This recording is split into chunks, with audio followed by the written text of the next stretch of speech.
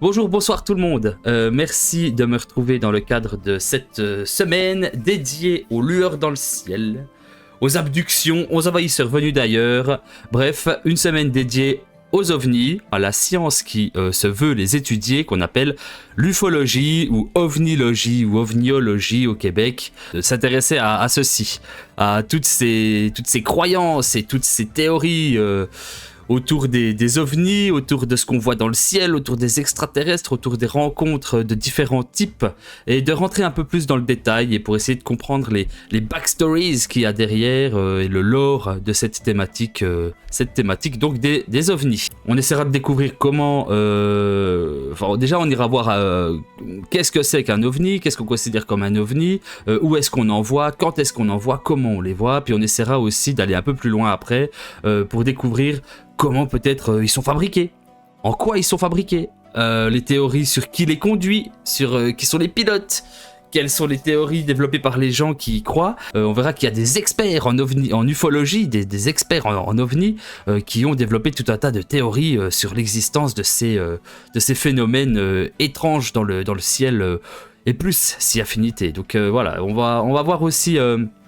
justement toutes ces théories sur l'origine de ces phénomènes. J'ai d'abord dans les traces, en gros dans les traces, donc dans les témoignages qu'on peut avoir, qui sont laissés par les visiteurs du cosmos, qui sont laissés derrière eux et qui permettent à des gens d'y croire, de croire en ces visiteurs du cosmos et même peut-être de les chasser ou de les rechercher. On verra que comme il y a des chasseurs de Bigfoot, il y a évidemment des chasseurs d'ovnis. On va s'intéresser plutôt à ce qu'on appelle communément des soucoupes volantes, donc des ovnis, des objets volants non identifiés, c'est ça que ça veut dire OVNI, objets volants non identifiés, en se renseignant sur simplement les observations d'ovnis. On va juger de leur crédibilité, on va juger de leur possibilité à travers différents témoignages, à travers différentes observations. On verra aussi comment ça peut parfois s'expliquer. Et on verra même quelques canulars, donc des fakes, quoi. D'autre part, on aura une seconde vidéo qui explorera plus en détail des théories d'experts sur le fonctionnement ou l'origine de ces soi-disant objets non identifiés. Et on se plongera un petit peu plus dans le lore. Donc on commencera de manière légère avec un docu pour nous rappeler que malgré l'envie d'y croire, il faut savoir rester sceptique. Donc on aura un documentaire un peu plus nuancé qui mettra en scène des gens qui y croient, des gens qui y croient moins, donc des chercheurs d'ovnis, des sceptiques. Il y aura du débunkage, mais il y aura aussi du on sait pas trop en fait, ça c'est pas vraiment explicable. Voilà, il y aura un peu de tout ça. On basculera après de plus en plus dans le délire, donc on entrera dans leur délire, dans le lore lié aux ovnis. On va se plonger dans les croyances. Ce premier documentaire qui nous vient des États-Unis, donc c'est de nouveau un reportage qui est plein d'experts qui vont enquêter, il y aura des chasseurs d'ovnis. C'est parti. D'étranges lumières dans le ciel. Il s'est allumé. Je sais pas ce que c'était. Des objets se déplaçant à des vitesses incroyables, défiant les lois de la physique. Ah, mais c'est la même émission que la dernière fois sur le monstre du Loch Ness. Ah, trop bien, trop bien. Ah ouais, oui, c'était des pépites. Il y aura des experts et puis des montages. Ah, ça va être cool. Des clients remarquent quelque chose dans le ciel. Ah, c'est très les States, hein. Non mais c'est quoi ce truc? C'est un fake, c'est pas possible.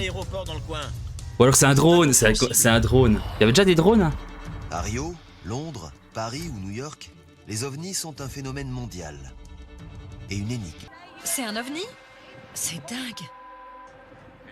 On le voit se poser sur le Oh mais toit, c'est pas un ovni, ça décoller c'est à la vitesse de la Pac-Man. lumière.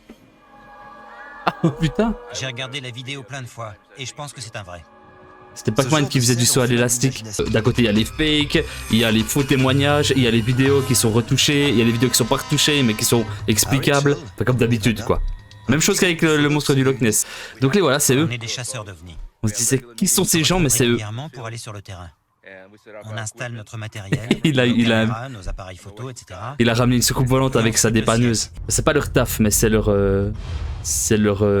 passion quoi. Ils font ça comme des Il dingues. peut venir de la planète Terre ou d'ailleurs. Ah, bon à savoir ça. C'est quelque chose dans le ciel qu'on ne connaît pas. C'est une bonne situation, ufologue. Pat Travis Lodenclose Pas comme connaît bien cryptozoologue, j'imagine. Il dirige le restaurant Little Alien, dans le désert du Nevada, la capitale officieuse de l'ufologie. Ouais, ils ont développé tout un truc un peu comme Et autour ce du n'est Loch pas un Ness en hasard fait. si c'est la Mecque des passionnés. Ils ont créé une identité de leur région à partir de ça. Ah oui, puis on va essayer de faire une petite liste du vocabulaire ufologique. Il y aura des termes à savoir. Ah mais il écrit sur un dollar. Ils existent, ils sont là. Ah bah dis, Et la il a des vérité, c'est thunes. qu'ils nous ont créés. Ah mais il écrit sur un dollar. L'espèce humaine a besoin de- Ah mais c'est un délire, Cherche ok. la vérité, mais ce n'est pas facile. C'est un délire, ils mettent leur nom et puis ok. Chasseur d'aliens. Ah ça c'est chasseur d'ovnis, c'est pas pareil hein. Pour les chasseurs On a bien d'ovnis, compris que c'est pas la même chose, c'est de hein. trouver une vraie soucoupe volante, disons un vaisseau spatial, de le prendre en photo et de le toucher. Ou de croiser un vrai extraterrestre. Ce serait ouf Lui ça. serrer la main et de le photographier. J'en croise tous les jours au boulot. La zone 51. Ça ça fait partie de notre dictionnaire zone 51, faut Je retenir. vois une tour là où tous les vaisseaux extraterrestres seraient amenés. Mais amener, ouais alors c'est ça qu'on va aussi voir, c'est un peu le lore qu'il y a derrière. C'est juste là. Selon eux, d'où ils viennent, qu'est-ce que c'est, qu'est-ce qu'on en fait une fois qu'ils sont arrivés sur Terre. Il y a un gros complot gouvernemental. Bon, en fait, ils sont juste à côté d'une base militaire, faut pas s'étonner que les militaires se demandent ce qu'ils sont en train de C'est dans la filmer. zone 51 que le gouvernement américain cache ses soucoupes volantes. Ah ouais, Elles sont parce les qu'il y a preuves tout un que les vaisseaux délire. extraterrestres sont réels et que certains se sont posés sur Terre. Poser ou cracher, hein. Je m'appelle Bob Lazar. Ah, Bob Lazar, à noter En aussi, hein. 1988, Donc, le physicien zone 51, Robert Lazar Bob a raconté à Lazar. des amis qu'il avait vu des soucoupes volantes quand il travaillait sur un projet top secret dans la zone 51. La rétro-ingénierie, ça Johnny aussi on est un ami retient. de Robert Lazar depuis plus de 20 ans. J'ai vu un disque. Un disque des Beatles. D'ailleurs, D'ailleurs, genre Ce qu'on des appelle Royaumes-Unis. communément une soucoupe volante. il m'a dit que la première fois qu'il l'avait vu, le disque portait un drapeau américain. Ah, Du coup, il a pensé, ça explique tout. On a des soucoupes, elles viennent de chez nous. ah ouais, c'est ça. Là que partent les rumeurs. Il y a toute une théorie, on verra aussi après, comme Quand quoi il bah, a jeté un les... œil à l'intérieur, il a vu des sièges minuscules. la technologie extraterrestre a été modifiée et réutilisée par les humains, notamment par le gouvernement américain. Cette révélation par un scientifique autorisé à pénétrer dans la base top secrète a fait grand bruit. Ouais, ce gars, il avait fait pas mal de foin quand il était Et le sorti de gouvernement l'ombre. les cachait. Je crois qu'il a été débunk depuis. Hein. Ouais, c'est peut-être pas parce qu'il y a des aliens, hein. Il suffit que ce soit une vraie base militaire, où il y a simplement des avions ou je sais pas quoi. C'est super surveillé aussi, hein. Ils peuvent pas laisser n'importe qui venir filmer ce qu'ils veulent et n'importe quoi. Hein. Mais c'est vrai qu'ils ont du matos, ils ont tous des petits appareils Ils ont installé une photos, série de caméras très sensibles, télescopes. filmant en infrarouge. En fait, aussi près d'une base militaire, ça peut être que des avions. Certains utilisent la lumière naturelle, même si c'est Consultant juste celle des technique. étoiles. D'autres sont des caméras de vision nocturne. Lui, il est traditionnelles semi-convaincu. C'est genre, mais c'est mon Donc, si gagne-pain, mais quelque chose bon, arrive vers nous et met de la je leur installe des caméras, moi, c'est tout. Ah, donc ils cherchent même pas. Ouais. Ouais, OVNI, ça peut être aussi issu de la Terre, en fait. Ça peut avoir été construit sur Terre. qu'on n'est pas censé voir. Exactement. Comme ça, on a l'occasion de soulever un coin du voile. Chasseur C'est d'OVNI, ça c'est excellent. Eh oui. Ah ouais, donc ils risquent quand même un peu des... Ils connaissent beaucoup les lois, mais ils savent aussi qu'ils risquent quelque chose, quoi. En plus, ils font ça de nuit, bon, c'est dans le désert, il doit faire bon, Ces mais... appareils sont nos yeux cette nuit. Enfin, justement, c'est pas dans le désert, Ouais, ça il m'a doit l'air faire bien. pas trop froid. Espérons qu'il y aura des lumières bizarres. En fait, ils cherchent vraiment des choses qui sont pas J'espère identifiables. voir un vaisseau spatial, si possible. Ils rigolent parce que il est pas sûr que ce soit un vaisseau spatial. L'équipe a remarqué quelque chose, mais ne sait pas ce que c'est. Roswell, Nouveau-Mexique. Roswell. Des débris sont découverts dans Vous avez sûrement déjà tous entendu ça. Ok, donc des métals bizarres avec des propriétés un peu exceptionnelles. Surtout en 45, enfin 47. Ah, mais avec une écriture inconnue, des espèces de hiéroglyphes. C'est probablement l'histoire la plus connue du monde en termes d'OVNI, l'incident de Roswell. Quand j'étais plus jeune, il y avait une série qui s'appelait Roswell qui passait à la télé. C'est que quelle que soit la version que l'on croit, celle de C'était la un- version c'était un peu une américaine, teenage celle de série à la con, mais, ufologique repérée. Donc il y a bien quelque chose qui est tombé à La grande Roswell. question est, Mais ils savent pas quoi. qu'est-ce qu'on nous- Je pense qu'il y a toujours des... Dick Redfern est l'un des nombreux Je pense qu'il y a toujours des petits malins qui arrivent à... Il y a toujours des petits malins qui arrivent à à venir visiter en se disant mais en fait moi je sais comment chercher, moi je sais comment voir, je sais ce que je cherche, les autres ils sont nuls, ils ont juste pas trouvé. Je suis sûr que chaque année il y en a qui y vont, qui se disent ça, ils vont sur place en se disant ouais mais moi je vais trouver, je vais prendre un détecteur de métaux, enfin je suis certain de ça. Passionnés qui ont mené l'enquête sur cette célèbre Mais ils trouvent rien, évidemment qu'ils trouvent rien. Croire aux ovnis, ça veut pas forcément dire que c'est des trucs extraterrestres, hein. Ça peut aussi être croire. On n'a jamais trouvé de preuves tangibles. Ça peut aussi être croire à des genres de théories du complot, comme quoi les Américains ont fabriqué des soucoupes volantes, ou en tout cas des avions furtifs. Enfin, c'est aussi ça, hein. OVNI, ça veut dire vraiment objet volant non identifié. Ça veut pas dire vaisseau spatial, hein. Ou encore moins vaisseau spatial extraterrestre. C'est ici qu'on a réuni toutes les preuves. Oh bah waouh. Quand on a commencé Et c'est tout. Et ils repartent. C'est là qu'on a mis toutes les preuves. Et il n'y a rien, il y a que dalle dedans. à voir des soucoupes volantes en 1947, c'était totalement nouveau. Ah, mais en On n'avait 47, jamais vu ok. ça, et Oui, puis ça a aussi sûrement stimulé beaucoup d'imagination, hein. Ah ouais, mais c'est un truc de fou, les gens sont fadas. Ça a sûrement fait un truc comme au Loch Ness où les gens, depuis, ils entretiennent le mythe parce que ça ramène des touristes. Ok, donc ce serait lié aux premières bombes atomiques. Ok, Sputnik, ouais, ok, d'accord. De l'époque où... Bah ouais, c'est l'époque où on se dit il y a des soucoupes volantes, machin, ça doit stimuler l'imagination des gens. Il y a le cinéma qui vient se rajouter à ça, les bandes dessinées. Enfin, je pense que c'est un moment où... Ouais, c'était un moment où la fiction et la réalité se mélangeaient beaucoup. C'est pour ça que j'ai aussi choisi ce thème. C'est pile dans ce que je fais sur cette chaîne, quoi. Tu veux boire un space café dans le space cinéma, ouais, c'est un peu ça, ouais. Ils ont garé leur space bagnole dans le space parking pour aller s'acheter des space t-shirts. Du coup, la science-fiction entretient la réalité, entretient le fantasme continue d'alimenter la science-fiction, et puis c'est un cycle, quoi. Il a construit sa soucoupe volante à lui. Je me demande si elle marche. Mais c'est un drone rider, le gars. Un drone rider. Mais c'est dingue. Au contraire, cet engin n'émet aucune vibration. C'est incroyable que ça existait, ça. Sur un tapis volant. Mais avant la généralisation, Ah, mais en fait, les ovnis, c'est ça, c'est lui qui se balade. Voler à bord de cette Il a machine. perfectionné le truc et puis il le dit à personne parce qu'il a pas envie d'avoir des emmerdes. Juste lui qui fait des tours comme ça. Mais pour les ufologues, cette explication ne tient pas et ils refusent d'y croire. C'est toujours le même problème, hein. C'est toujours le même problème. T'as ceux qui veulent y croire, tu peux leur montrer toutes les preuves que tu veux et ils n'y croiront pas. Ils diront non, non, tant que tu m'as pas montré un alien, je continue d'y croire, moi. Ouais, et puis après, ils peuvent imaginer tout ce qu'ils veulent. Donc là, ils filment avec une caméra infrarouge. Ça me fait flipper. Rien ne bouge comme ça. C'est bizarre. Bah, ça peut être n'importe quoi, les On a gars. du mal à y croire. Ça peut être n'importe quoi. Une bombe ? Ok, ils ont repéré un truc, mais à nouveau, c'est une base militaire, ça peut être n'importe quoi. Il y a une... Tout ce que nous avons développé a été influencé par les extraterrestres. Ah, bah ça, c'est une Ils nous explication. ont tout donné. Une explication sensée, ça. Mais c'était pas du tout lié à la guerre, et puis à la course à la technologie, à la guerre froide, à la Deuxième Guerre mondiale. Non, c'est les aliens. Lui aussi, il a un petit côté Indiana Jones. On a un projet de la CIA testé dans la zone 51. Mais c'est vrai ou bien c'est une connerie? Parce que, ok, même si c'est pas des extraterrestres, ce genre de théorie du complot, il y en a des tonnes, hein. Évidemment, il y a le gouvernement derrière. Sur place, Ah non, moi je suis pas complotiste, justement, l'inverse. J'essaye justement d'explorer un petit peu en quoi croient ces gens pour comprendre le délire.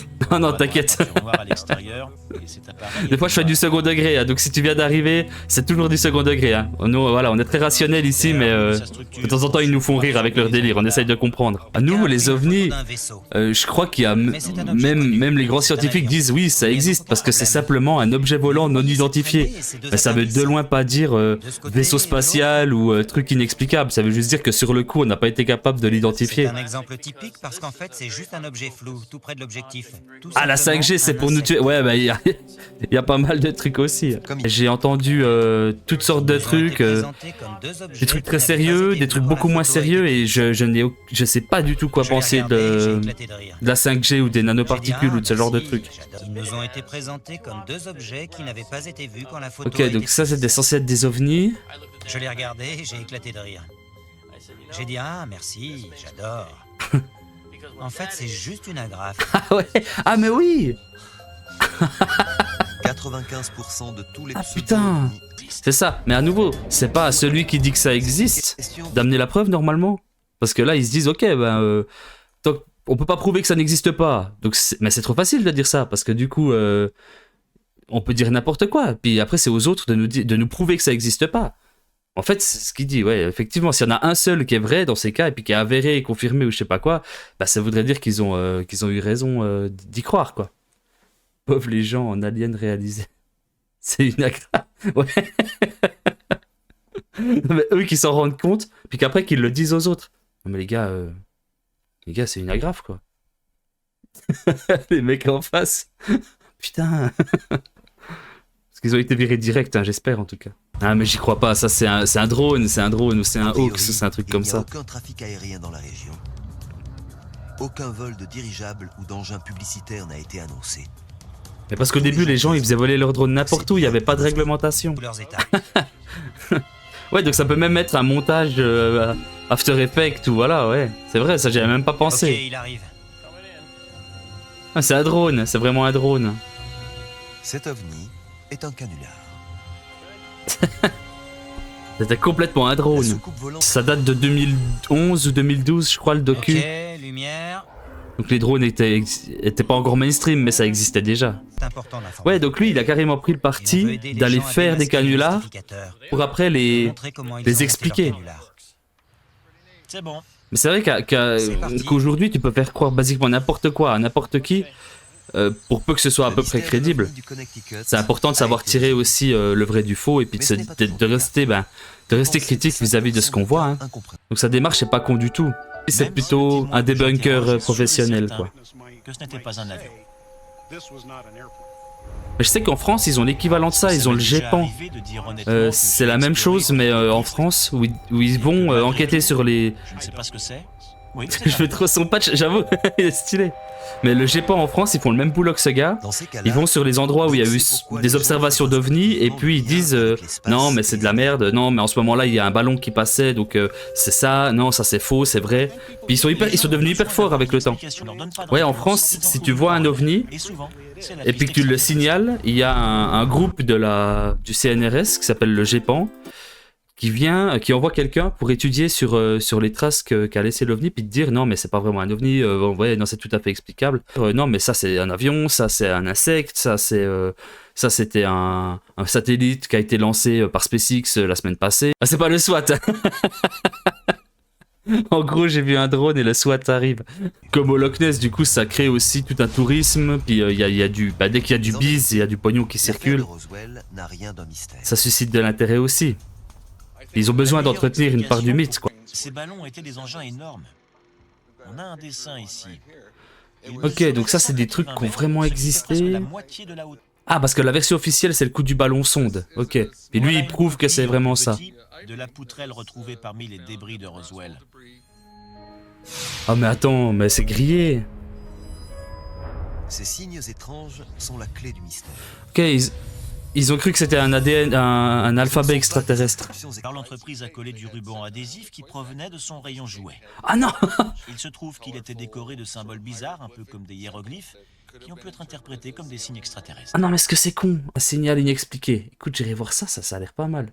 Je sais qu'il y a ces grosses antennes dans le désert américain, là, tu sais, qui tournent en permanence pour capter les signaux extraterrestres. Le SETI, un truc, je crois que c'est ça, le SETI. Et ça capte du coup les signaux extraterrestres. C'est ça? C'est possible que ce soit un truc comme ça? Pas le truc qu'il y a dans Rencontre du troisième type d'ailleurs? Mais oui, alors en 1990, si, alors ouais, j'ai cru que tu parlais d'un truc plus récent. Mais ouais, exactement, il y a des signaux extraterrestres, il y en a un qui a été capté, ils savent toujours pas ce que c'est, ouais. Depuis, mais ils lui ont donné un nom, le wow, je crois, le wow. Mais c'est dingue comme quoi l'imagination peut faire le reste en fait.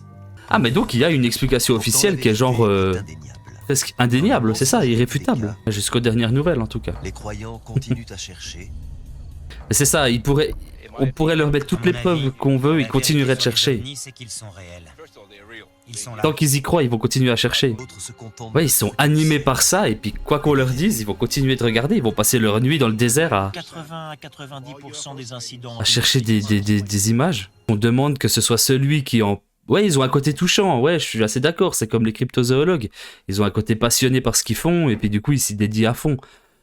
Les problèmes, ils sont pas là, ils sont plus loin. Mais effectivement, après, normalement, c'est celui qui dit qu'un truc existe qui est censé apporter la preuve que ça existe. C'est pas aux autres de dire non, attends, on va te prouver le contraire. Enfin, ça me semble logique. Je sais pas, après, peut-être que. Il semble que dans les démarches scientifiques, c'est comme ça que ça se passe, quoi. Alors, maintenant que le docu est fini, on va regarder ce que tu nous as donné avant, Tofu Velu. C'était du coup la carte des signalements extraterrestres, genre cette semaine, ce mois, cette année. C'est la carte interactive des signalements extraterrestres.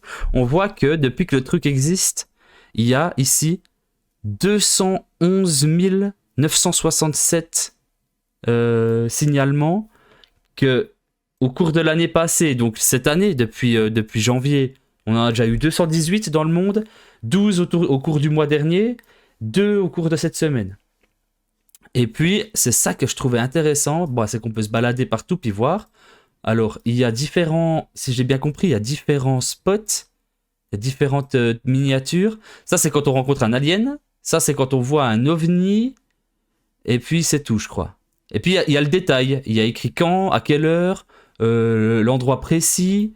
Et puis, une petite description rapide de ce que c'était. Par exemple, celui-là, il a vu des ovnis le 12 février 2024 à 22h39.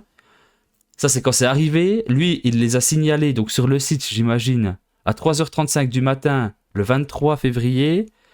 Et puis, c'était à Keokuk, dans l'Iowa. Et visiblement, il a vu une petite balle blanche brillant dans le ciel. Puis on en a d'autres. On en a un qui a vu... Et puis, alors, puis des fois, ils mettent une photo. S'il y a photo, ils la montrent là, s'il y a une photo ou pas. Et là, il y en a une apparemment. Photo, vidéo. On peut aller carrément voir la vidéo, genre? Ah non, ça nous montre juste la liste des photos. Et puis... Et puis bon, apparemment, j'ai pas le bon truc pour lire leur format. Comme par hasard, hein? Il y a aussi les Black Triangles, il faut que j'aille voir ça. Hier, je me promenais et j'ai vu un alien qui faisait ses cours. Probablement 50% des marques. Ouais. Mais la semaine passée, on a vu, t'iras voir sur YouTube du coup, mais on a vu le même genre de délire pour les Bigfoot et puis pour les Yeti. Puis la moitié des photos, en fait, on était quasiment sûr que c'était des types en costume qui faisaient le délire, quoi. Ah, puis il y a aussi des extraterrestres Alien Encounter. Ok, bizarre. Et puis, ce que je voulais vous montrer qui est intéressant, justement, c'est que si on dézoome, là, on est aux États-Unis, donc évidemment, c'est chez eux que ça se passe le plus. Mais on peut... Alors, il faut juste que je trouve comment faire. On peut dézoomer, il me semble. Voilà, ici. Et puis, on remarque qu'il n'y a pas que aux États-Unis. Si je clique sur celui-là, par exemple, Alien Encounter, Sowerby, England, en Angleterre, le 8 janvier 2004. Ah, 2004. Ok, là, il dit quand ça s'est passé. Donc, ça peut être des vieux trucs, en fait, qui remontent loin dans le temps. Hein. Puis, il explique, was chilling at Mackey's, then I was working back to the gaff, and then I went back to McDonald's to get my McRib, and then went back home and got anally probed. Ok. Donc il s'est fait poser... il s'est fait poser une sonde anale en revenant du McDo, en gros, le gars. Et bon, apparemment, ça m'a l'air bien jeté aussi, mais on pourrait s'attarder là-dessus plus longtemps, c'est cool. Les trucs un peu à retenir de ce qu'on vient de voir, en gros, c'est que un ovni n'est pas un vaisseau extraterrestre. Ça n'est pas synonyme. OVNI, ça veut simplement dire objet volant non identifié. Et 95% du temps, un ovni devient très rapidement un OVI, un objet volant identifié. Donc voilà, il disait qu'il y avait 5% des descriptions d'OVNI qui n'étaient pas expliquées et que c'est sur ces 5% d'OVNI que les gens se battent et commencent à spéculer. On remarque aussi, merci encore pour ta carte, qu'il y en a partout autour du globe. Même s'il y a des endroits plus prisés, il semblerait par les ovnis que d'autres, il y en a partout autour du globe.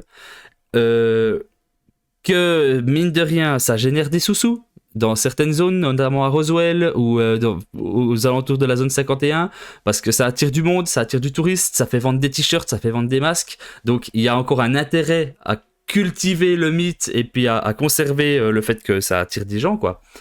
Et puis on a remarqué qu'il y avait quelques noms très iconiques qu'on va essayer de mettre de côté parce qu'on va les garder pour le grand documentaire, pour la grande émission qu'on fera dimanche On fera dimanche prochain sur justement l'ufologie. Zone 51, Roswell, Bob Lazar, rétro-ingénierie, tout ça c'est des noms qu'il faut retenir. Tu feras sur la Terre est plate. Mais oui, bien sûr que je ferai sur la Terre plate. Mais oui, c'est prévu, la Terre plate, la Terre creuse, tous ces délires-là, c'est prévu d'en faire, t'inquiète pas. Donc si tu me suis, tu seras content. Après, ce premier documentaire, je l'ai bien aimé. Je l'ai bien aimé parce que il est relativement sérieux. Il garde cet aspect sceptique quand même, hein, et puis il critique les choses, il critique ce qu'on voit. Mais il donne quand même la parole à tout le monde, puis il permet à chacun de s'exprimer. Et finalement, c'est un peu à nous de savoir trier, de réussir à... Voilà, il y a pas de... J'ai hâte. Moi aussi. Il n'y a pas de volonté propagandiste derrière ça. C'est du National Geographic, ça reste quelque chose d'assez... Ça reste quelque chose d'assez naturel finalement, et puis d'assez critique. Du coup, après... À nous, on aime bien les documentaires qui sont un peu plus extrêmes, qui vont un peu plus dans le délire, qui rentrent un peu plus dans l'histoire, et puis qui nous font des reconstitutions surtout, qui nous font des petites reconstitutions. Et là, il en manquait. Je trouve qu'il y avait quelques belles images, mais que ça manquait de reconstitution. Moi, j'aime bien ce genre de truc, quoi.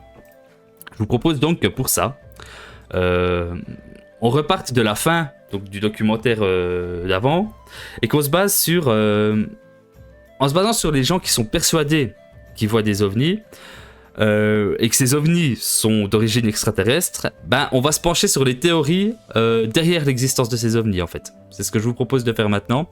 On va un peu plus rentrer là-dedans.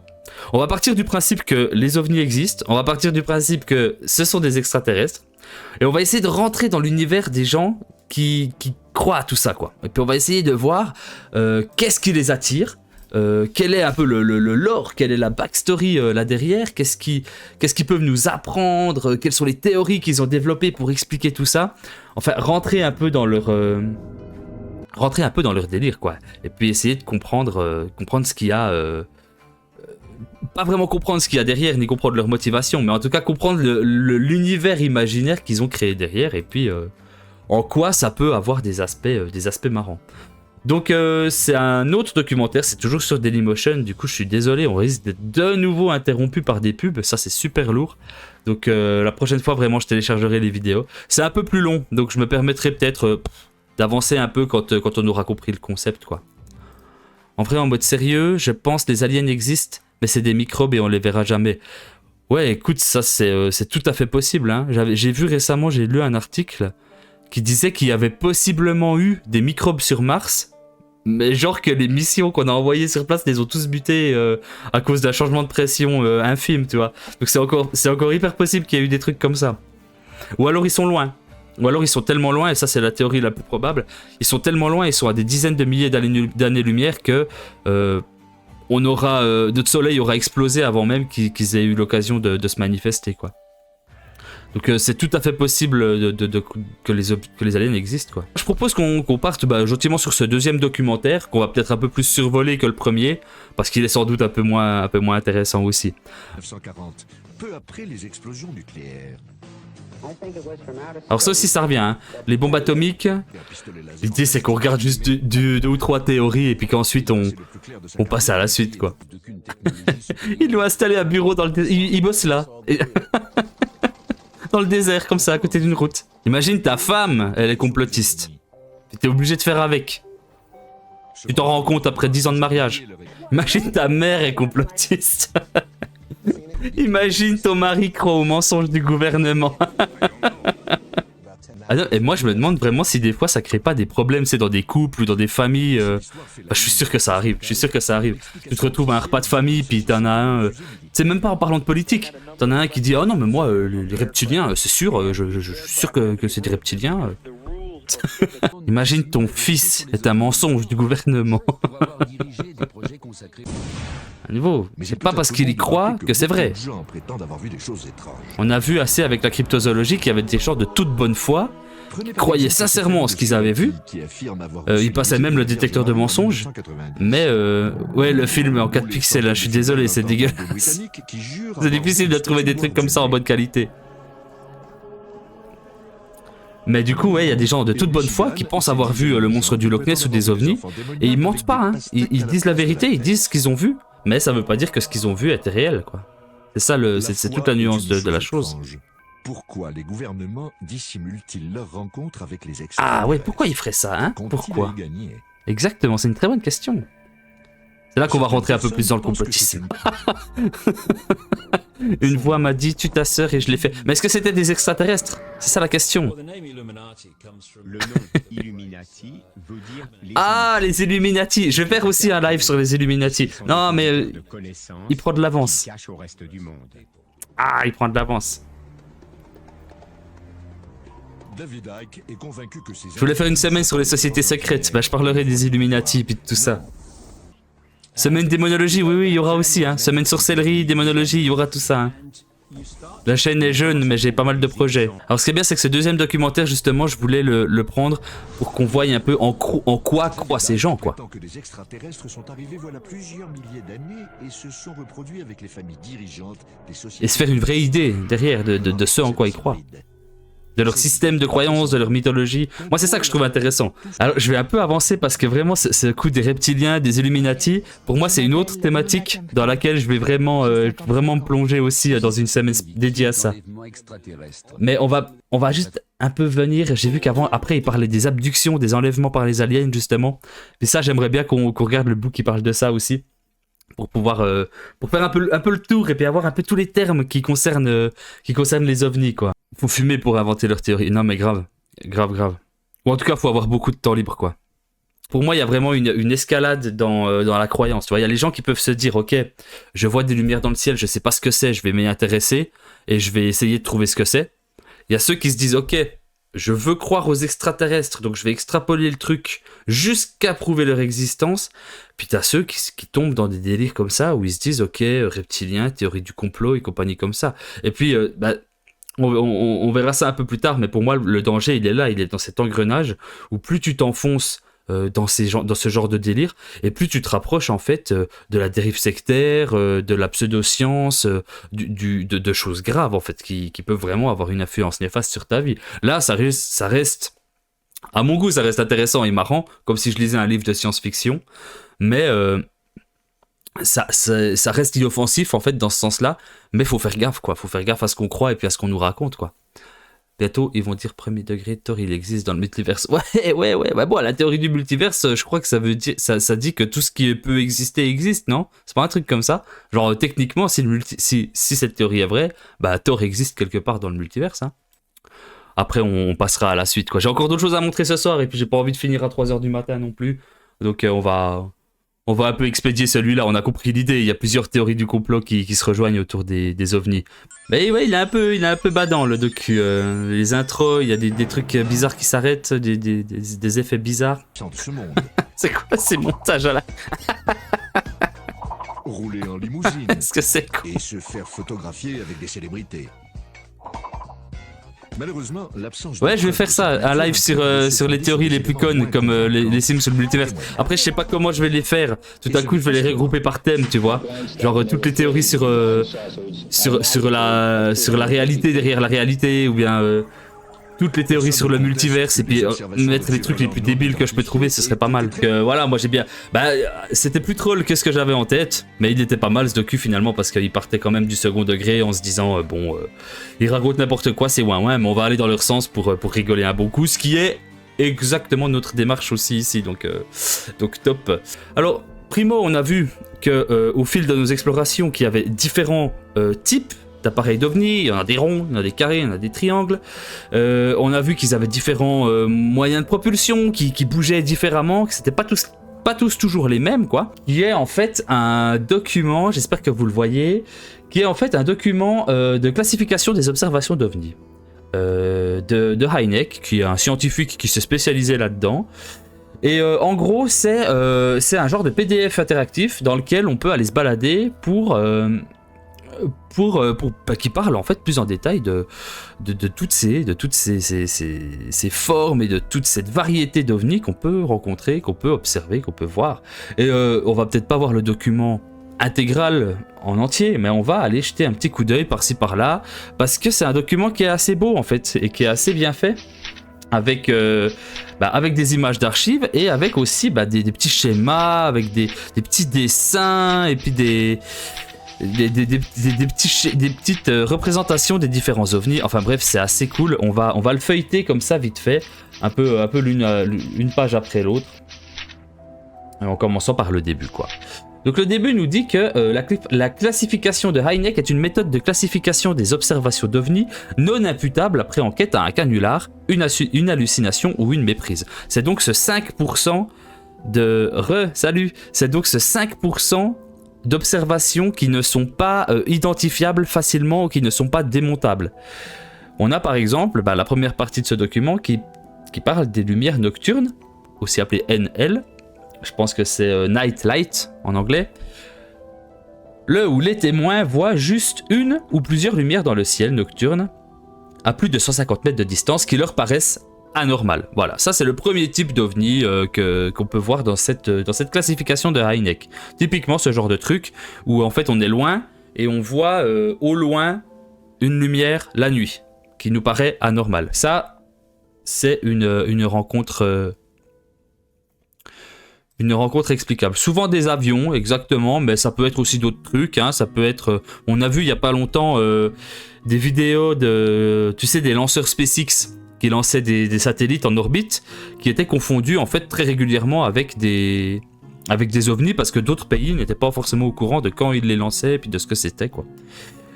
Après les NL, donc les lumières nocturnes, on a les DD, les disques diurnes, pour lesquels les témoins voient un ovni lointain. Contrairement à ce que le nom peut faire penser, l'ovni en question, c'est pas forcément un disque. On qualifie de DD tout ovni vu le jour à une distance supérieure à 150 mètres. Donc c'est la même chose. C'est la même chose. T'as vu le cas avec un laser ultra... Ah non, j'ai pas vu ça. Intéressant. Ils ont utilisé un espèce de gros laser et puis les gens ont badé puis se sont dit que c'était un ovni. C'est tout à fait possible, là, c'est le genre de truc qui arrive, quoi. Donc voilà, les lumières nocturnes qui sont des observations la nuit, les DD, les disques diurnes, c'est la même chose, mais le jour. Ensuite, on a le RV, radar optique. L'OVNI est vu à la fois en visuel et sur ou plusieurs écrans radar. Donc c'est une classification avec différents types d'OVNI. C'est juste un gars qui s'amusait. Ah putain, mais ça aussi, ça m'étonne pas. Le nombre de types qui doivent jouer avec leur drone ou avec des appareils électriques, tu sais, et puis qui se font confondre avec des ovnis, ça doit être assez marrant. Du coup, voilà, on a une classification. On a ceux qu'on voit sur radar. On a les rencontres où on le voit à moins de 150 mètres. On voit, un truc qui va nous intéresser ici, les rencontres rapprochées, où l'OVNI laisse des traces matérielles, comme des traces au sol. Certains pensent que les cercles de culture entrent dans cette catégorie, donc les crop circles, hein, les agroglyphes comme on dit en français, dont on va parler dans la suite de la vidéo. Surtout bec les pétards. On a, on a les crop circles, on va en parler un peu plus après, qui sont en fait les traces les plus courantes laissées, soi-disant, par des ovnis, des traces matérielles, quoi, qu'on peut observer encore après le départ de l'ovni. On va pas lire tout ça spécialement, on regarde justement. Ensuite, on a les rencontres du troisième type.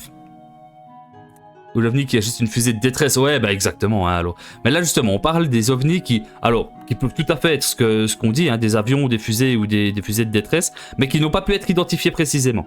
Et là, nous, on a décidé pour cette deuxième partie de rentrer dans le lore, justement, dans leur délire, en se disant, ok, ces 5% sont des ovnis. On va rentrer un peu dans le délire et voir comment ils classifient tout ça, quoi. Comme si on entrait dans un univers de fiction, en fait. Le principe de mon émission, c'est ça. C'est que on va à la limite entre... on va là où la réalité s'arrête et où commence la fiction. Et on va s'intéresser un peu aux gens et aux personnes et aux théories qui se développent à cette limite entre les deux, quoi. Où on se dit, ok, les ovnis, peut-être que les gens voient des trucs dans le ciel. Mais c'est tout à fait explicable, mais qu'est-ce qu'ils en font eux? Ils développent une mythologie, ils développent tout un mythe, et nous on va un peu explorer ces mythes et ces légendes à travers cette émission, quoi. C'est ça le délire. Ou alors seulement les soi-disant... Alors voilà, la rencontre du troisième type, c'est quand on voit l'OVNI et les habitants, ou alors seulement les habitants. Du quatrième type, c'est quand c'est les abductions. C'est quand les témoins prétendent avoir été enlevés par les occupants d'un ovni. Il y a deux types de rencontres rapprochées de quatrième type.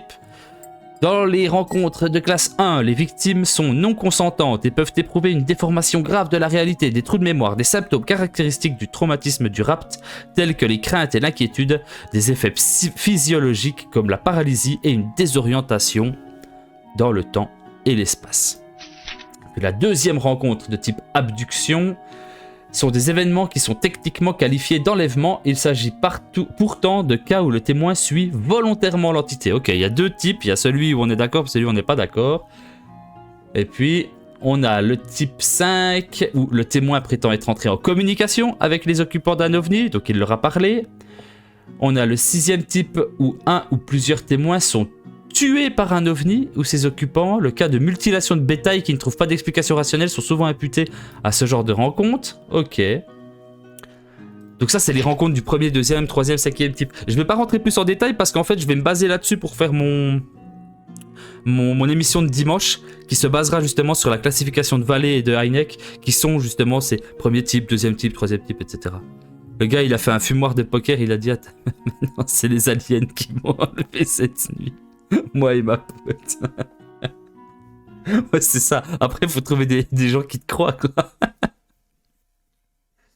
La classification, voilà, on va pas rentrer dans le détail, parce que c'est la même chose, en fait. Il y a les premiers types, 2e type, 3e type, etc., etc. Et il y a juste cette classification-là qui rajoute une estimation de crédibilité. Nul système de classification n'est complet sans la faculté d'associer une crédibilité, un poids, une cote de valeur à une observation, comme on le fait dans toute expérience scientifique. Bien qu'une telle procédure soit partie intégrante de toute évaluation intelligente, les chercheurs sur les ovnis se donnent rarement la peine de l'appliquer comme support de leur travail. Donc en gros, il dit, oui, mais bon, en plus de vos observations, on va rajouter la crédibilité des différentes observations. Typiquement, le chiffre S... ça indique la fiabilité de la source. Par exemple, un témoignage de type S, il aura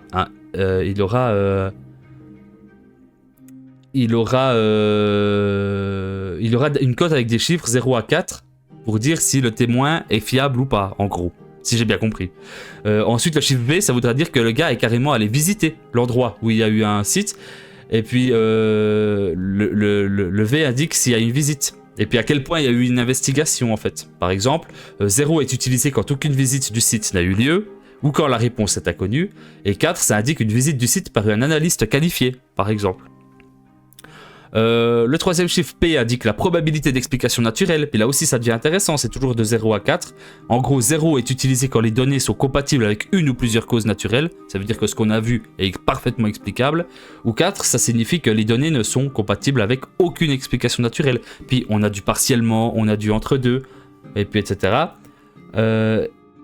Et voilà, en fait, équipé des codes de fiabilité et de classification, il est possible de commencer à tirer le sens des modèles qui émergent de la masse des rapports et des phénomènes aériens inhabituels. C'est un système qui permet surtout en fait de trier les informations et puis de se concentrer sur les cas qui sont les plus pertinents. Alors, en restant dans le délire, le plus pertinent pour les ufologues. C'est marrant parce qu'ils ont fait tout un schéma, ils ont fait tout un délire là autour. Par exemple, ils expliquent comment rapporter une observation OVNI. Il y a un guide qu'on peut aller télécharger. Alors, on pourrait aller encore vachement plus loin. Hein. On pourrait aller encore vachement plus loin. Il y a la carte en temps réel. Mais ça, je crois bien que c'est ce que tu as trouvé. C'est UFO Stalker. C'est ce qu'on allait voir avant, Top Velu. C'est exactement ça. Et on peut, depuis ici, aller reporter ces observations d'OVNI. Et puis, il y a tout ils expliquent tout. Il y a des schémas, genre, quelle était la distance. Pour mesurer l'angle, il faut utiliser son bras. Les 2 étoiles ont pour cet observateur une distance angulaire d'environ 2 degrés. Ouais, c'est excellent, quoi. C'est excellent. Mais du coup, on peut continuer comme ça. Ouais, j'adore. Moi aussi, je trouve ça génial. Pour cet observateur, le diamètre apparent de l'objet est A, avec ces vieux schémas de style de classe, quoi, de voyage de cahier d'école, quoi. C'est trop bien. Le manuel scolaire, voilà, c'est le mot que je cherche, c'est le manuel scolaire. Et puis, ici aussi, on a d'autres schémas. On voit que ça a été scanné. Ah, c'est trop bien, quoi. Ils nous disent comment utiliser en fait différents objets pour indiquer où était l'OVNI par rapport à notre position. Base d'enquête. On va pas tout lire, hein, je vous rassure, mais c'est pour vous montrer que vraiment il y a une méthode. Il y a une méthode scientifique derrière. Comme pour la cryptozoologie, mais sauf que là c'est super complet, ouais. Ils expliquent comment on définit une trajectoire, comment on peut même essayer de dessiner une carte, d'où était l'OVNI par rapport à nous, ou bien de l'endroit où on se trouvait. Les axes de vision, etc. Latitude, altitude angulaire. Ouais, bref, donc il y a plein de choses, c'est super intéressant. Là, ça devient très mathématique aussi. Ça permet de savoir notamment la forme, l'étude descriptive d'un objet repose, elle, sur 2 données, etc. etc. C'est vraiment très complet. Base d'enquête, dimension apparente au plus près du passage, c'est pour estimer la taille, estimer la brillance, estimer... Ouais, être le plus précis possible en fait dans ce qu'on a vu. Et après, une fois qu'ils reçoivent ce genre de documents, j'imagine qu'ils en font une analyse. Il y a des... Ouais, bref, c'est très compliqué. Alors, il y a aussi des parties en anglais qui ont été récupérées d'autres documents. Par exemple, ouais... C'est marrant, mais qu'est-ce qui se passe comment on fait pour différencier un ovni d'un missile? Ne reportez pas les missiles, ou les bateaux, ou les avions. Reportez quand vous voyez vraiment quelque chose de ce genre. C'est assez marrant, quoi. Là aussi, pareil, c'est le même document, mais en amélioré. Ça donne la procédure à suivre, en fait, en cas d'observation d'ovni. Puis après, on a la classification, la synthèse des formes d'ovni. Il existe plusieurs grandes catégories d'ovni. Cylindre, disque, sphère et triangle. La forme observée ou photographiée d'un ovni varie selon la distance séparant le témoin de l'objet et la déformation engendrée par la propulsion. Par conséquent, un engin en forme de disque peut apparaître sous la forme d'une sphère, une simple boule lumineuse à haute altitude. De plus, on peut logiquement supposer, sans aller trop loin, que le type d'engin ne doit pas être le même selon sa fonction propre, si c'est une sonde d'exploration avec ou sans pilote par exemple, et selon la nature des ufonautes et de la civilisation extraterrestre qui en est à l'origine. Alors ufonautes et civilisation extraterrestre sont entre guillemets un feeling très ARG. Ouais. Ah mais j'adorerais une fois faire un ARG de ce genre, ce serait très drôle. Après c'est difficile à faire et puis à rester crédible, hein. Mais on peut zoomer, on voit les différentes formes, les différents types, la forme que ça donne quand on la voit de loin, etc. Dans la première ligne, vous pouvez apercevoir le type standard d'ovni. Dans la deuxième ligne, ce sont les ovnis appelés champignons ou encore demi-lunes. Ceux-ci sont comme des cônes aplatis. Ici, ils sont communément appelés ballons écrasés, etc. Voici les fameux ballons de rugby qui sont là. Ou les œufs. Les triangulaires peuvent soit se présenter sous la forme d'une goutte d'eau, soit sous une forme triangulaire, etc., etc. Il y en a plein. Il y a ceux qui sont cylindriques. Il y a ceux qui ont une forme sphérique. Il y a ceux qui sont triangles, qui ont une forme de boomerang. Il y a des ovnis polymorphes qui changent de forme à volonté, défiant toutes les lois de la nature. Et pour finir, vous avez ici les différents mouvements de déplacement des ovnis. Ah, ça, c'est extrêmement cool aussi. Je me demande s'il n'y a pas une page après qui parle de ça. Non, il n'y a pas. On a juste ici voilà, des descriptions, des dessins. Que même si on croit pas à ce genre de délire, je trouve artistiquement assez cool, quoi. Ça plonge tout de suite dans une ambiance un peu science-fiction, un peu théorie du complot, un peu 60s. Donc c'est extrêmement cool. On en a d'autres encore ici en forme plutôt de cloche. Là on a la soucoupe volante classique avec son dôme de verre. On en a d'autres ici en demi-cercle, etc. Il y en a plein. Puis là encore, on a quelques planches. Alors à chaque fois, il y a un descriptif, mais malheureusement, j'arrive pas à le lire parce que c'est trop pixelisé, dommage. Mais c'est super... l'étoile noire, les boules. ouais, il doit y en avoir un qui ressemble à l'étoile de la mort, c'est sûr. Voilà, en gros, on a plus ou moins le fait. Mais vous voyez, il y en a des pas mal, hein. Il y en a qui ressemblent vraiment à des cigares, d'autres des cigares un peu allongés. Alors, ici. Qu'est-ce qu'on a? Ah ouais, voilà. Est-ce que vous voulez que je vous lise un peu les descriptifs des 4 grandes sortes d'ovnis qu'il y a là? Parce que comme ça, on peut les faire. Allez, ils sont pas très longs.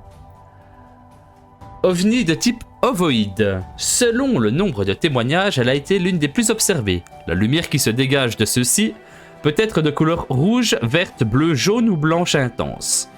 La nature du matériau de cette soucoupe fait penser à du métal argenté. Leur diamètre varie également selon les observations. On observe sur le site d'atterrissage une forme ronde ou ovale, dessinée par l'aplatissement du sol, herbe dans certains cas. Le sol a comme été brûlé, probablement à cause du dégagement intense de chaleur de la soucoupe volante. Lors de leur déplacement, ces soucoupes propageraient dans l'air un bruit de sifflement et une forte odeur de soufre. Elles provoqueraient également l'extinction des automobiles. Des témoins en ont vu sortir de l'eau. C'est ça, c'est les soucoupes volantes, tout ce qu'il y a de plus classique. Maintenant, les ovnis cubiques, qu'on appelle aussi des sondes. Ces ovnis sont de petite taille et de couleur argentée ou noire. Ils sont immobiles et donnent l'impression de sonder le décor. Ces observations se font plus rares que les ovnis classiques. Des témoins en ont également vu sortir de l'eau. C'est ceux-là, les petits cubes. Qui seraient plutôt genre des sondes d'exploration. Hein. Les ovnis triangulaires, elles sont caractérisées par leur forme triangulaire. On distingue un propulseur central de couleur rougeoyante qui est le plus important et 3 propulseurs auxiliaires dégageant une couleur bleue, verte ou blanche qui servent sans doute à changer de direction. On recense dans les années 90, un fort taux d'observation de ces engins triangulaires. Selon les témoignages, ils ne dégageraient aucun bruit lors de leur déplacement. Et ceux-là, c'est ceux qui ont des triangles, ceux qu'ils ont vus au-dessus de Phoenix, là on en a vu 2-3 dans la vidéo. Et puis, les derniers, les ovnis cigares, sa forme se rapproche de celle d'un rectangle, la taille de l'engin serait grande. Leur vitesse est estimée à 6000 km/h, selon les témoignages d'un astronome de 1960. Lors des observations, quelquefois, les témoins sont saisis d'un froid intense, puis une impression de chaleur étouffante les envahit. D'après certaines observations, les ovnis classiques sortiraient de là. Ces ovnis rectangulaires seraient en fait des vaisseaux mers. Et c'est ceux qui ressemblent à ça. Voilà, des espèces de gros cigares. C'est peu pour l'espace, ouais. Dans de cas vraiment très rares, des ovnis ont été vus en forme de croix. Et voilà. Et puis, il y en a d'autres de type biologique. Et puis ici, on a un panorama des différentes formes. Donc on voit que la plupart du temps, ça reste assez rond, triangle, éventuellement un peu rectangle ou carré. Et là, je ne vais pas tous vous les lire, mais on peut en regarder un ou deux. 13 août 1947. Un disque métallique de 6 mètres de diamètre observé de jour par un fermier et ses 2 fils dans l'Idaho. Celui-là. Le 7 octobre 1989. Une sphère observée en train d'atterrir dans un parc de Voronezh en Russie. On a celui-là. 21 septembre 1990. Disque de grande dimension aperçu par 3 miliciens au-dessus de la région de Frunze en Russie. Et puis le dernier, 13 mars 1997, ovni géant en forme de V observé pendant 106 minutes par des centaines de témoins à Phoenix, en Arizona. Etc. Mais c'est cool, on voit qu'ils ont mis ensemble plein d'articles de l'époque, que ça a été fait avec amour. Enfin ouais, moi ça me parle assez, je trouve ça assez mignon et assez rigolo. C'est la partie en fait... Pour moi, c'est la partie inoffensive de l'ufologie. C'est la partie où les gens, comme les cryptozoologues, voilà, ils ont une passion, ils ont un délire, ils s'y consacrent, et puis ça crée, pourquoi pas, des objets comme ça, insolites et rigolos à regarder. En fait, moi, je l'ai surtout choisi justement pour ça, pour les images, pour les dessins. Je trouve que c'est un super moteur pour l'imagination. Et puis, je reste quand même entre le regard amusé de voir ces trucs-là et à cause du côté what the fuck, quoi. Et puis, c'est quand même un manuel d'ovni, en fait. Hein. Et puis, je suis quand même un peu fasciné par la volonté, en fait, des ufologues et de l'énergie qu'ils ont mis dedans dans la création et puis dans l'élaboration de leur univers, en fait. Qui se veut cohérent. Je trouve ça assez beau. En fait. Un peu comme quelqu'un qui créerait un univers de fiction.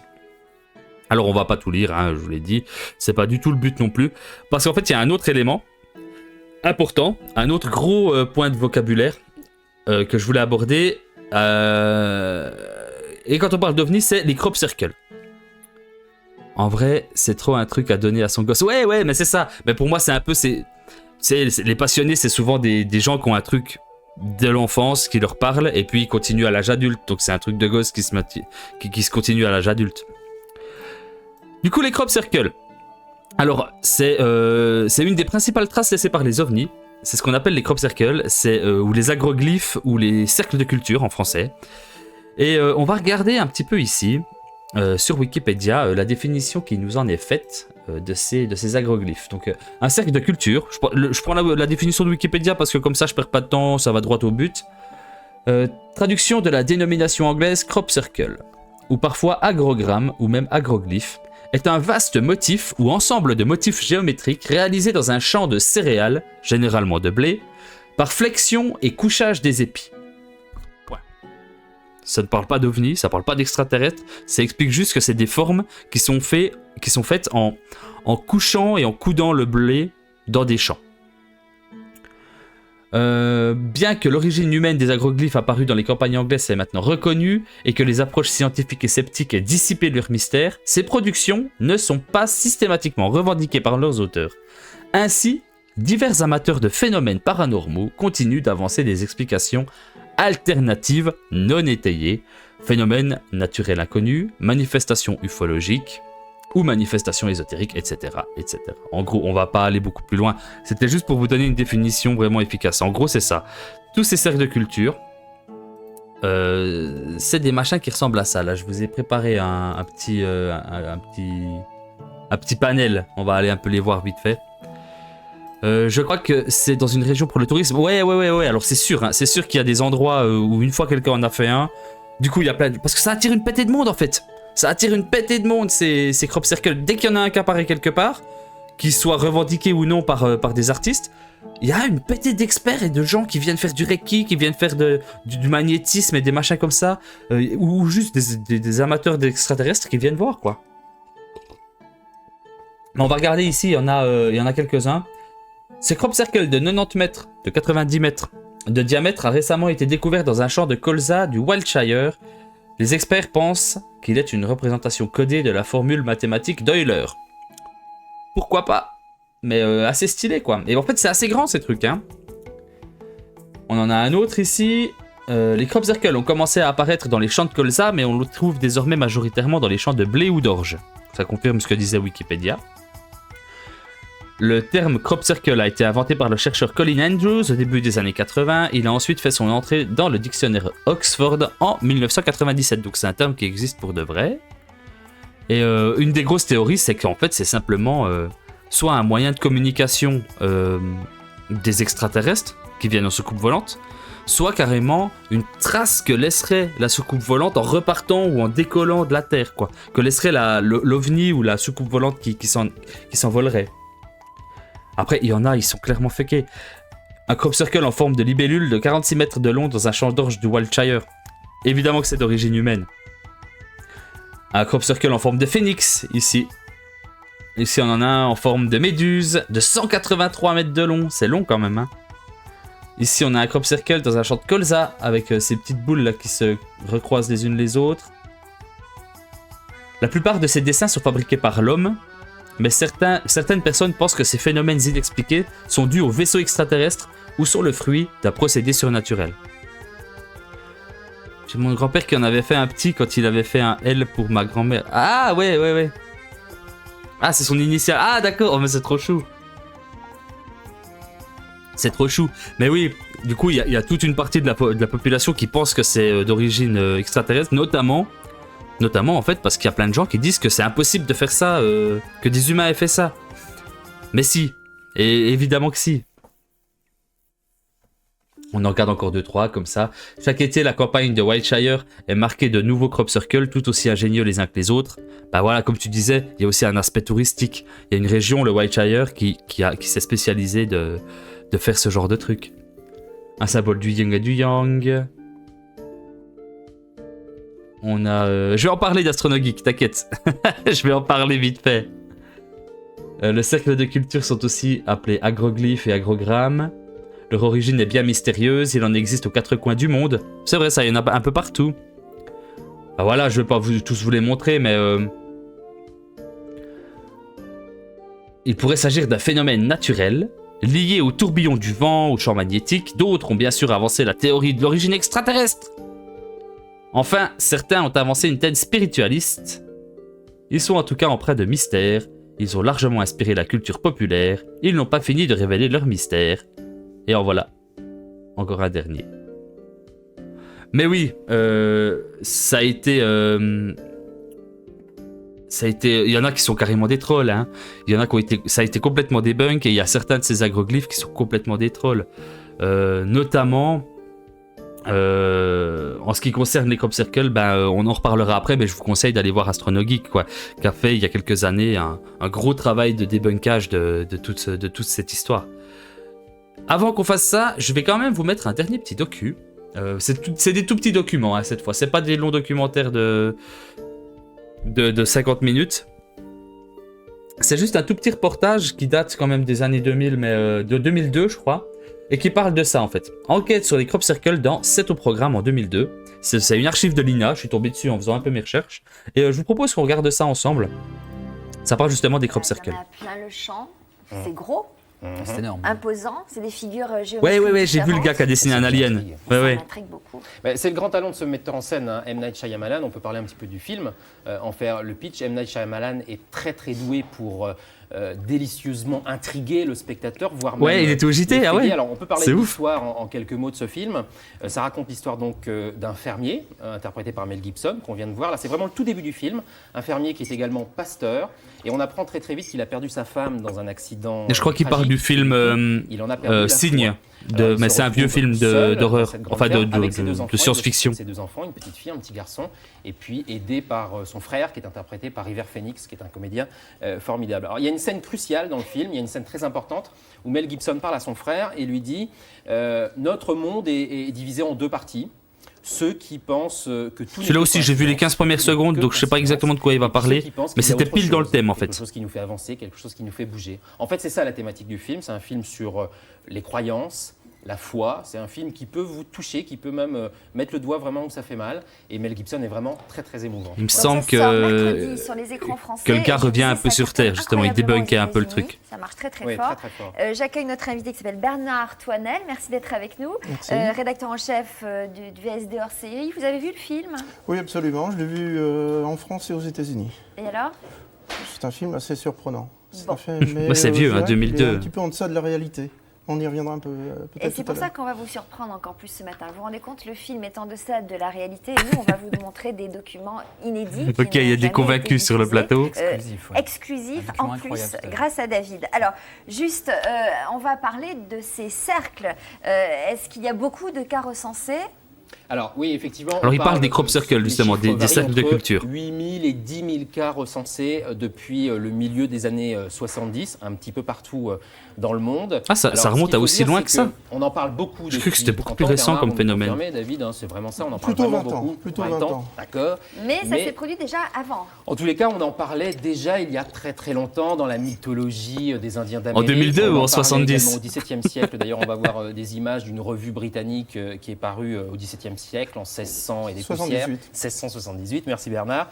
Et on en parlait déjà. Ah, t'es de l'an 2000. À l'époque, on disait que c'était une intervention. Un enfant du millénaire. Qui était forcément derrière tout ça. Alors, ce qu'il y a d'étonnant dans cette revue, c'est que c'est une revue anglaise, donc, et on peut le dire, c'est surtout en Angleterre que les cercles font leur apparition depuis maintenant 20 à 25 ans.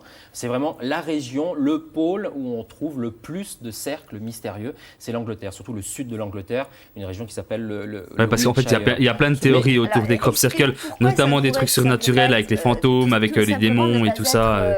Il n'y a pas que les aliens qui rentrent en jeu. Mais la plupart du temps, quand on voit un de ces crop circles, on se dit alien, quoi, on se dit extraterrestre. C'est une taille incroyable. Ils sont immenses. Alors, c'est très variable la taille des cercles mystérieux. Vous avez des cercles, des figures qui sont composées. On a vu de 183 mètres là pour le plus grand avant. 3, 5 mètres de diamètre.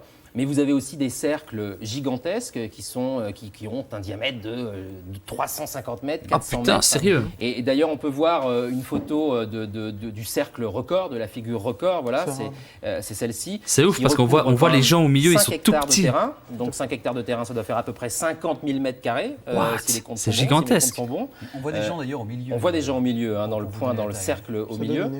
Et il y a 409 cercles. Voilà, ça c'est le record, hein. C'était en Angleterre en 1997. Et vous dites qu'en général, ça se forme la nuit? Oui, très très souvent. Très souvent, effectivement, la surprise vient d'un agriculteur qui sort de chez lui le matin, qui se réveille, qui va dans son champ, un petit peu comme Mel Gibson qu'on a vu tout à l'heure dans l'extrait du film Signe. Et qui Mel Gibson n'était pas encore cancel à l'époque. Dans son champ. Est-ce que ça se passe loin des habitations?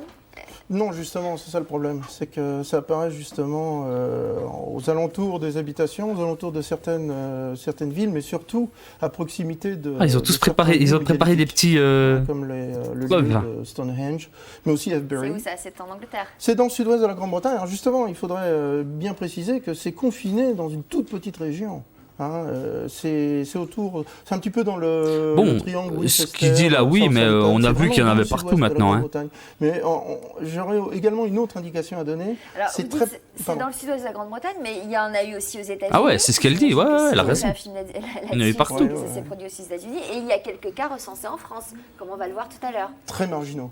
Hein, ce sont des... Mais par contre, en ce qui concerne... Ouais, c'est vieux, t'as raison, ouais, c'est vieux. En fait, le documentaire en lui-même est presque une archive.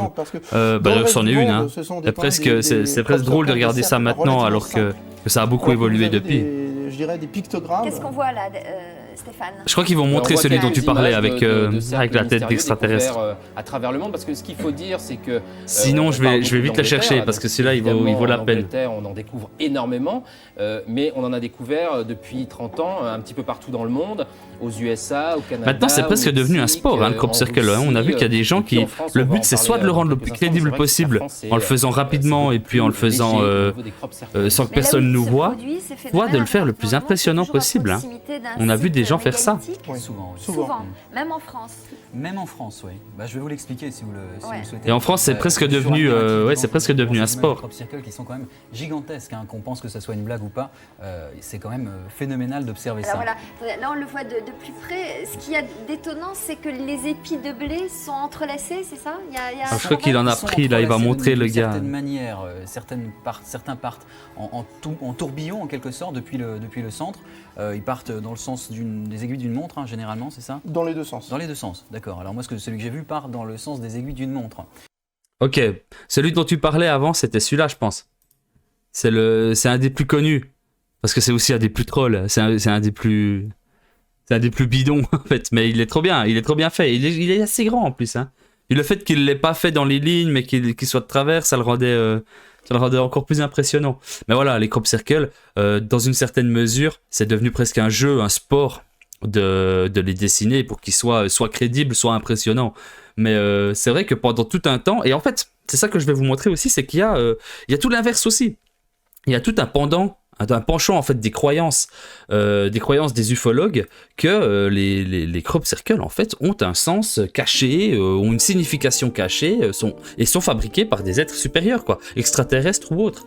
Donc je vais juste vous lire un petit peu ce qui se passe ici. Un article que j'ai trouvé sur un site qui s'appelle La Presse Galactique, qui est en fait pas du tout marrant, c'est à la limite du sectaire, mais ça raconte qu'au cours des dernières années, j'ai abordé la thématique cosmologique face à la création inusitée des crop circles ou cercles céréaliers ou agroglyphes que nous retrouvons imprimés à plusieurs endroits à travers le monde. Au moment où j'ai échangé sur ce sujet aussi complexe que fictif pour les néophytes, ainsi que pour ceux et celles qui jouent le jeu illusoire de la spiritualité, j'ai pu constater au cours des derniers mois toute l'ampleur que ce phénomène inopiné des crop circles pouvait avoir comme impact important et évident. Je parle surtout des révélations inédites qui s'imposent en ce moment au sein de la conscience de l'ensemble de la création. Je vais pas tout lire, parce que vous avez vu, c'est ultra pompeux, mais ça reprend... mince, je les avais soulignés, mais du coup ça a disparu, c'est pas grave, je sais à peu près où c'est. Il existe différents types de crop circles qui mettent en valeur l'évolution humaine à travers l'âme et la personne / ego, purement manipulateur, etc. Des concepts qui les maintiennent dans l'enfermement au lieu de les libérer. En gros, de comprendre que le phénomène dualitaire de l'évolution concerne également celui de l'involution, parce que cela touche l'évolution sur le plan de l'humain et de l'âme. Bref. Du charabia pseudo-spirituel. J'avais vu que c'était un alphabet selon le nombre de ronds. Ouais, non mais c'est vrai, t'as raison. Hein. En fait, ça se base sur une vraie image, et il me semble que c'est même un... Je me demande si c'est pas même un système de code, un code numérique. Ça permettait de donner des informations, et ça avait été fait, je crois, avec... ça donne des informations genre sur l'ADN. C'est hyper intéressant, hein, le crop circle en lui-même, ce qu'on a vu avant là. Tout ça, c'est un truc écrit. Parce qu'ils ont envoyé dans l'espace, dans les années 70, avec une des sondes, ils ont envoyé un disque, je sais pas si tu avais vu ça, un disque en or. sur lequel ils ont gravé, ben, je crois que c'était avec le même système, des informations avec un code. Et en fait, l'avantage, c'est qu'ils avaient créé un code qu'on pouvait décoder avec le disque lui-même, en gros. Comme ça, si une espèce intelligente le trouvait, ils pourraient déchiffrer eux-mêmes le message. Et en gros, ça donnait des indications sur le système solaire, l'ADN humain et tout ça. Et puis, il me semble que ça a plus ou moins été considéré comme une réponse des extraterrestres qui nous renvoyaient eux aussi avec un système codé, je crois que c'était pas tout à fait le même, un système codé, des informations sur leur propre existence, leur propre... alors c'est un fake, c'est bidon, je crois que ça a même été validé comme étant un fake, mais sur le coup, bah, c'est assez impressionnant quoi, c'est super drôle de se dire...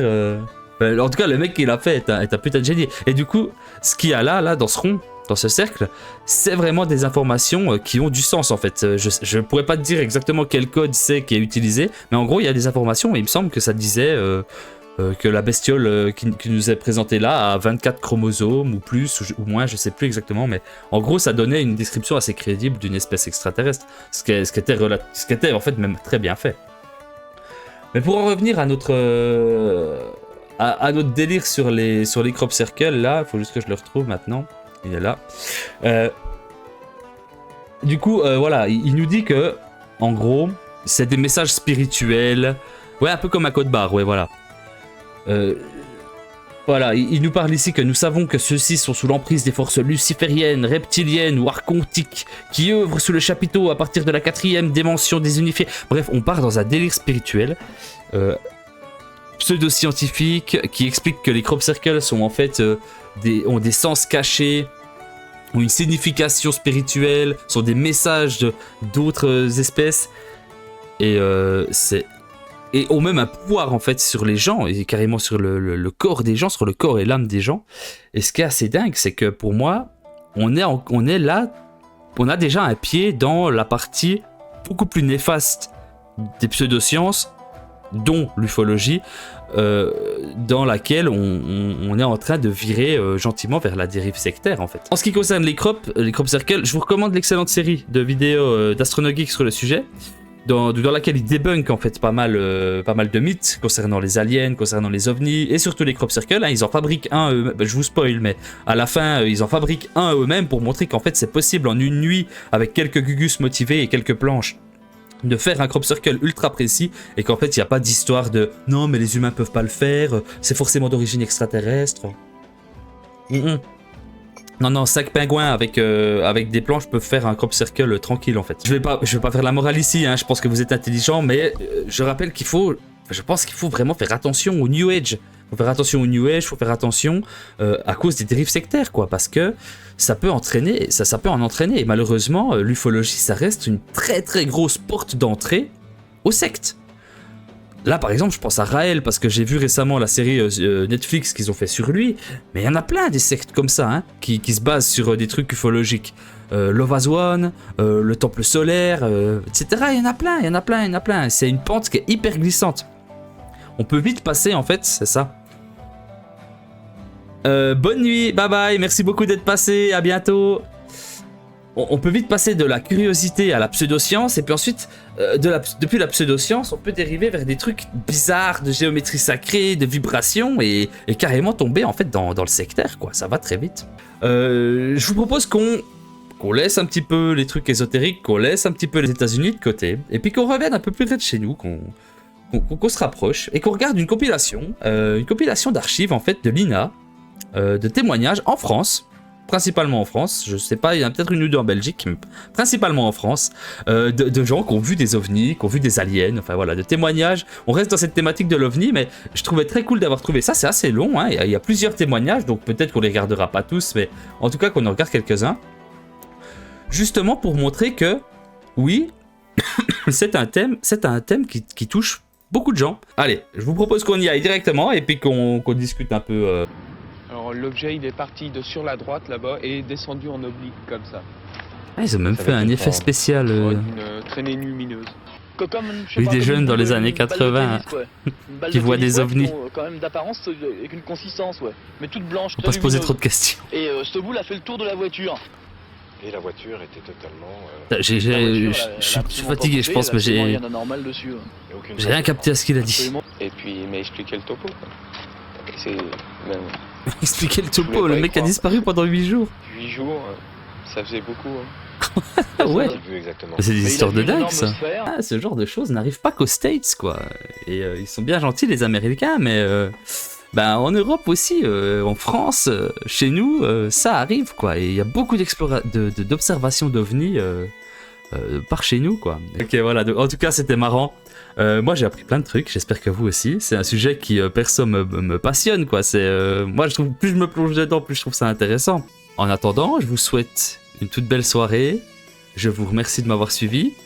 Prenez soin de vous et à tout bientôt.